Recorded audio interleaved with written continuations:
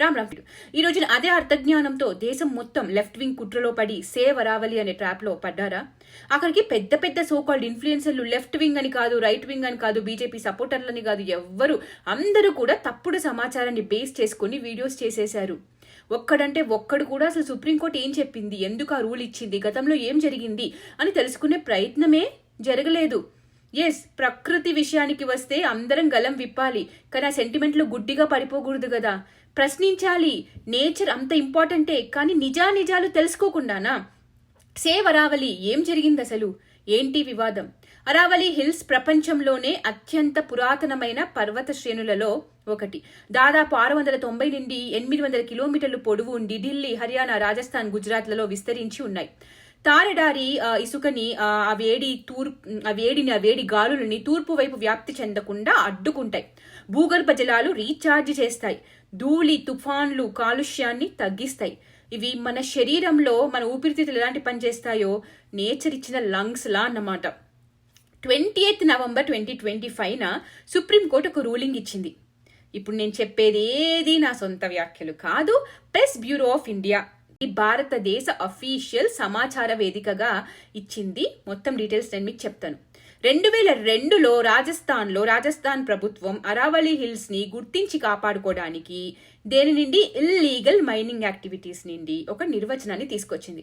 జనవరి 9, 2006లో Aravalli hills ని ఎలా గుర్తించాలని ఒక డెఫినేషన్ ని వాడుకలోకి తీసుకొచ్చారు. 100 మీటర్లు లేదా అంతకంటే ఎక్కువ ఎత్తు ఉన్న ఏ భూ ఆకృతి అయినా అరావలి కొండగా పరిగణించబడుతుంది. అయినా కొండకి ఆనుకుని ఉన్న వ్యాలీస్లు, స్లోపులు, చిన్న కొండలు మైనింగ్ చేయకూడదు. మొత్తం కొండను ఒక యూనిట్ గా, ఒక పర్యావరణ యూనిట్ గా పరిగణిస్తారు. ఇక్కడ 20 మీటర్లు ఉంది, దీంట్లో మైనింగ్ చేసుకోవచ్చు, ఇక్కడ 100 ఉంది, ఇక్కడ చేయొద్దు, అలా కాదు. అయితే ఇది కేవలం రాజస్థాన్లోనే ఉన్న నిర్వచనం. వేరే రాష్ట్రంలో కొండల్ని గుర్తించడానికి ఒక నిర్వచనం లేదు. సో ఎవరికి వాడు వెళ్ళి మైనింగ్లు చేసుకోవచ్చు, ఒక ప్రొటెక్షన్ లేదు. సో ఇల్లీగల్ మైనింగ్ జరుగుతుంది. ఈ ఇల్లీగల్ మైనింగ్ నుండి ఈ కొండలను, ప్రకృతిని రక్షించడానికి, మళ్ళీ వినండి, రక్షించడానికి 2002లో రాజస్థాన్లో ఒక కమిటీ నిర్ణయించి 2006లో అమలు చేయబడ్డ ఈ నిర్ణయాన్ని ఢిల్లీ, గుజరాత్, హర్యానా ప్రాంతంలో ఉన్న కొండలను కూడా ఈ డెఫినేషన్లోకి చేర్చాయి. ఇదే నవంబర్ 20 వచ్చిన రూలింగ్. ఊరికే చేర్చలేదు, ఈ ప్రదేశాలలో ఇల్లీగల్ మైనింగ్ అవుతుందని సుప్రీంకోర్టుకి వెళ్లారు. ఎందుకంటే 1975 నుండి 2019 వరకు 8% అరావలిస్ కొండలు కనుమరుగైపోయిన ఇల్లీగల్ మైనింగ్ కి 2059కి ఇది 22% పెరిగే అవకాశాలు ఉన్నాయని ఒక స్టడీ చెప్పిన స్టాట్స్. సో 2018లో సెంట్రల్ ఎంపవర్డ్ కమిటీని సుప్రీంకోర్టు అపాయింట్ చేసింది. కేసు విషయంలో ఎన్విరాన్మెంటలిస్టులు, ఫారెస్ట్ డిపార్ట్మెంట్ మెంబర్లు అందరూ ఉన్న ఈ కమిటీ రాజస్థాన్లో ఉన్న definition Richard Murphy landform classification బాగుంది అని, ఇదే అన్ని రాష్ట్రాలకి వర్తించేలా చేస్తే బాగుంటుంది అని అన్ని స్టేట్ అథారిటీస్తో మాట్లాడి వాళ్ళు ఒప్పుకున్నాకనే రిపోర్ట్ ఇచ్చారు.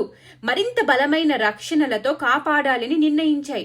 2002లో ఈ కమిటీ వేసినప్పుడున్నది కాంగ్రెస్ ప్రభుత్వమే. సో ఆదానికి మైనింగ్కి ఇవ్వడానికి ఈ రూల్ ఇప్పుడు తెచ్చాడు మోదీ అన్నది శుద్ధ అబద్ధం కాదా?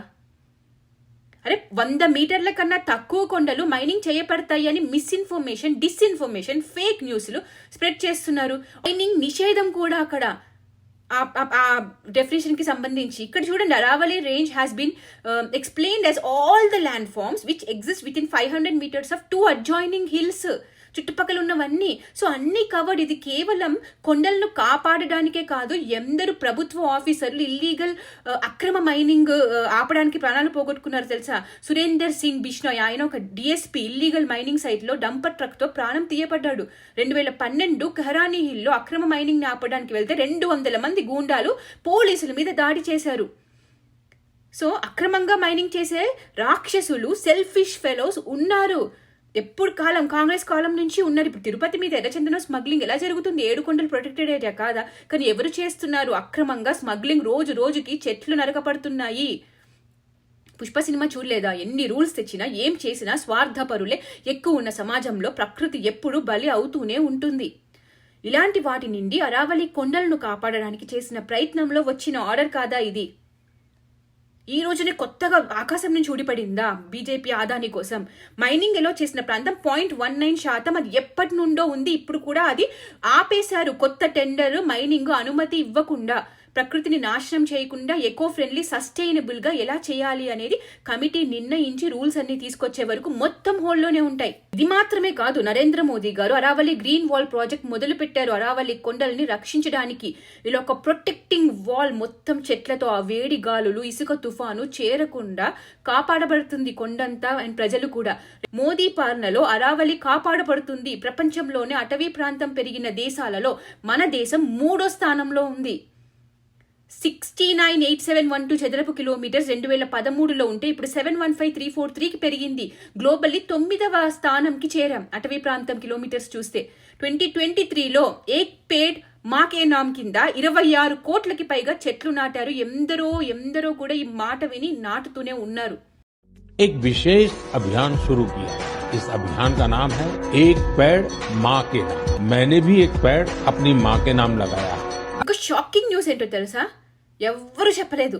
అరావళి గ్రానీ మార్మో ప్రైవేట్ లిమిటెడ్ ఎవరిది? రామ్లాల్ జట్. ఎవరైనా Rajasthan ex forest mines and revenue minister. ఇదిగో Rajasthan minister Ramlal Jat booked for grabbing granite mine cheating real owner. So ఈ మైనింగ్ చేసే వాళ్ళు ఎవరున్నారు? ఏ పార్టీ నుండి, ఎవరి నుండి ఉన్నారు? ఎవరి నుంచి సుప్రీంకోర్టు కాపాడుతుంది? ఎవరికి నష్టం కలుగుతుంది ఇలాంటి రూల్స్ వేరే స్టేట్స్ లో కూడా తీసుకొస్తే? ఇదిగో 2021లో మైనింగ్ లీజ్ అగ్రిమెంట్ ఎవరు? అప్పుడు CM Ashok Gehlot party, INC Congress party. So ఇప్పుడు ఆల్రెడీ ఉన్న లీజులు ఆపేసి ప్రొటెక్షన్ చేసి కొత్త రూల్స్ పెడితే ఎవరికి నష్టం? ఈ ధర్నాలు సేవ్ అరావళి అనే నినాదాలు రైతు చట్టాలలా, ఫార్మర్ ప్రొటెస్ట్లా కాదు కదా. ఏమో మీరు నిర్ణయించండి. ఇది జరిగింది. కానీ చెప్పింది ఏంటి? జనాల్ని పిచ్చోళ్ళని చేసి ఒక సెంటిమెంట్ క్రియేట్ చేసి అడవులు లేకుండా చేస్తున్నారు అని చెప్పేసి ఆదాని కోసం చేస్తున్నాడు మోదీ అని ఫొటోస్ క్రియేట్ చేసేసి 2002లో 2006లో జరిగిన విషయం, రూల్ వచ్చింది కాంగ్రెస్ ప్రభుత్వం ఉన్నప్పుడు అన్న విషయం అన్ని మర్చిపోయి దాచిపెట్టేసి ఆదాని కోసం ఎలా వస్తుంది ఇప్పుడు? అప్పుడు చేసింది. మోడీ మీద, బీజేపీ మీద బురద చల్లాలి అంటే వ్యక్తిగతంగా తన కోసం చేస్తున్నాడు అంటే ఒక్కడు కూడా నమ్మడు. నమ్మాలి అంటే ఆదాని అనాలి, మోదాని అనాలి, అంబానీ అనాలి. వాళ్ళని బూచిలా చూపిస్తూనే వస్తున్నారు ఈ లెఫ్ట్ కాంగ్రెస్ కమ్యూనిస్టులు. సో సింపుల్, ఆదాని అంబానీ అను ఖతం అయిపోతుంది. ఇదిగో ఇలా ఫొటోస్ పెట్టి జనాల్ని మభ్యపెట్టడం. A tree name of the mother అని మిగతా కొట్టేసిన చెట్లకి ఆదాని అంట. వేసింది సతీష్ ఆచార్య, బీజేపీ ద్వేషి Congress bootlicker. Beast India company అంట. అరే అదే ఆదాని కర్ణాటకలో బెంగళూరు టనల్ రోడ్ ప్రాజెక్ట్ తెచ్చుకున్నాడు. కర్ణాటక కదా, కాంగ్రెస్ కదా. అదే బీజేపీ అయితే గోల చేస్తాం. No asking sir. This government is of Adani, by Adani, for Adani అంట. ఇలా పిక్చర్స్ పెట్టి రెచ్చగొడుతున్నారు.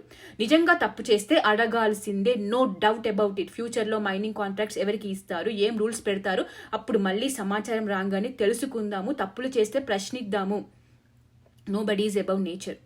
Half knowledge is always dangerous than no knowledge. ఇది నిజం. మీరు కూడా ప్రాపర్ రీసెర్చ్ చేయండి, తెలుసుకోండి. తప్పు జరిగితే తప్పక ప్రశ్నిద్దాం, ఏ పార్టీ అయినా కూడా. కానీ సగం ఇన్ఫర్మేషన్ తెలుసుకుని సెంటిమెంట్స్ రెచ్చగొట్టి ప్రకృతి ఆక్సిజన్ అమ్ముకోవాలి, ఇంకా మనం బతకలేము, ఆదానికి ఇస్తున్నాడు అనగానే ఎక్కర్లేని ఆవేశం కట్టలు తెచ్చుకొని ఒక అబద్ధాన్ని మాత్రం ప్రచారం చేయకండి. జై భారత్, జై హింద్.